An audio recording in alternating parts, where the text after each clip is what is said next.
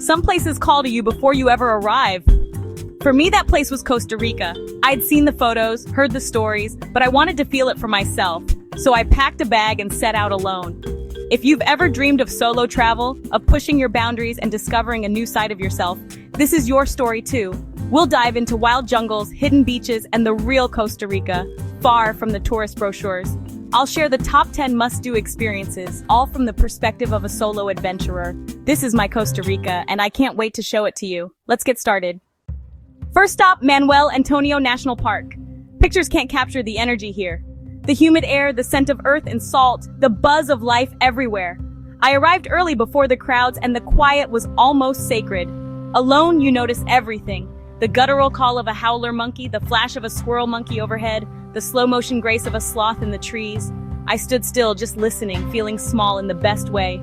Solo, you're more present, open to the forest's surprises. Leafcutter ants, blue morpho butterflies, and finally, the trails opening onto perfect white sand beaches. Playa Manuel Antonio is a dream. Jungle behind, calm ocean ahead. I found shade under a palm, kicked off my boots, and just watched the waves, the wild jungle and serene sea. Two worlds in one place. As a solo traveler, these moments of peace are yours alone. No distractions, just pure connection with nature. It's humbling, exhilarating, and unforgettable. Manuel Antonio is more than a park. It's a living, breathing cathedral, and for a solo adventurer, it's the perfect beginning. After the jungle, I craved sun and surf, so I headed to Tamarindo.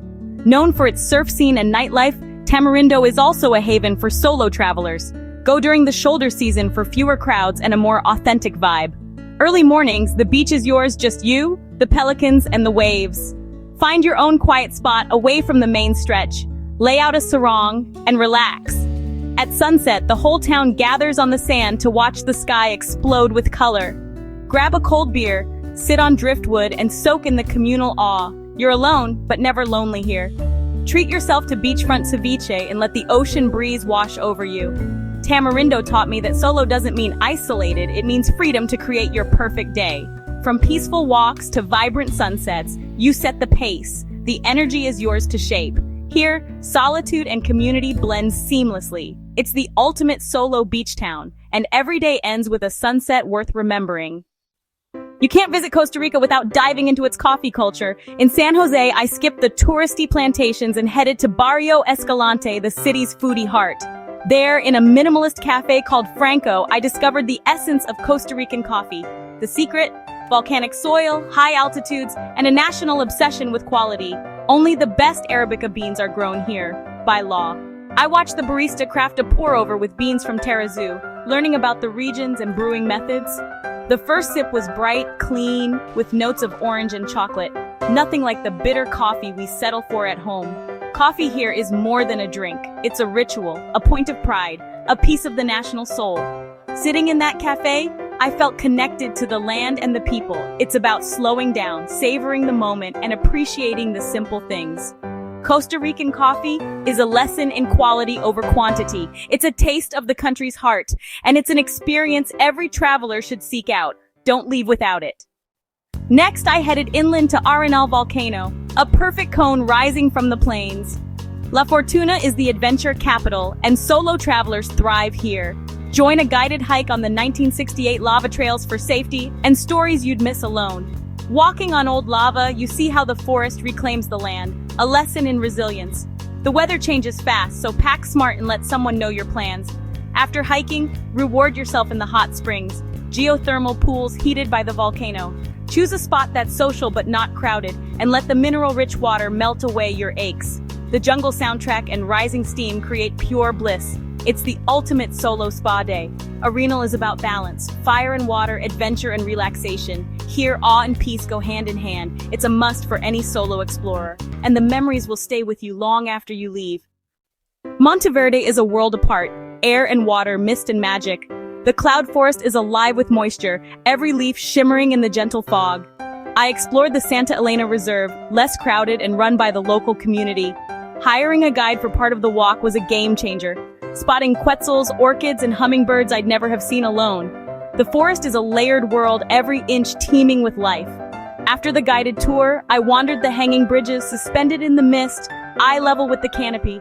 The silence is full, not empty. Drips, bird calls, the heartbeat of the forest. Monteverde isn't about adrenaline, it's about wonder and introspection. Walking alone here, you feel both tiny and infinite. The cloud forest seeps into your soul. It's a place to slow down, breathe, and just be. For solo travelers, it's pure magic. Let the mist work its spell. To know Costa Rica, you have to eat at a soda, a humble, family-run eatery found everywhere. The menu is simple, the atmosphere casual, and the food is pure comfort. The must-try dish?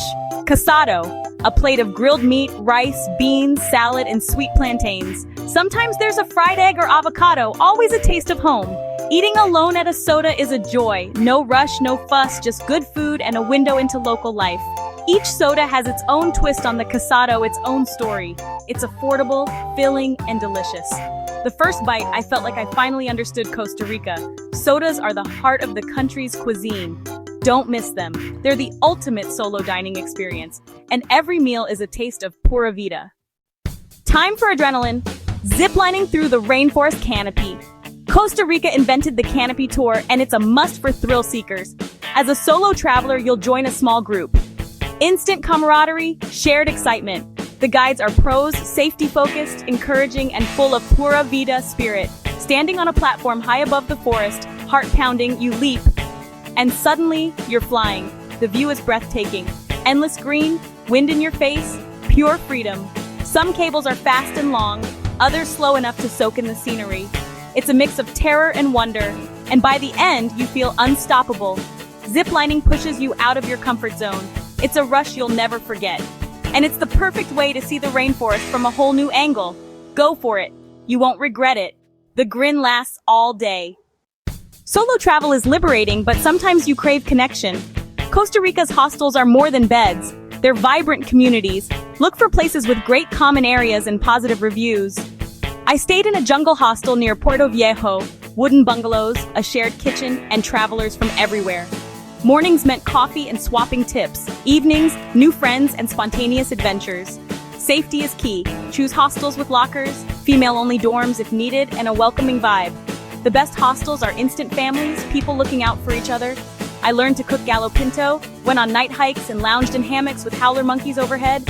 A hostel isn't just a place to sleep, it's an experience. It's about choosing community, sharing stories, and embracing the spirit of travel. For solo adventurers, it's home away from home. And the friendships last long after the trip ends. Surfing in Santa Teresa, romantic in theory, humbling in practice, this bohemian beach town is perfect for beginners and solo travelers. Take a lesson, safety and fun go hand in hand. My instructor Marco made even wipeouts feel like victories. Lessons start on the sand, practicing the pop-up, then into the waves. The first tries are all falls and laughter, but the community cheers you on, and then you catch a wave.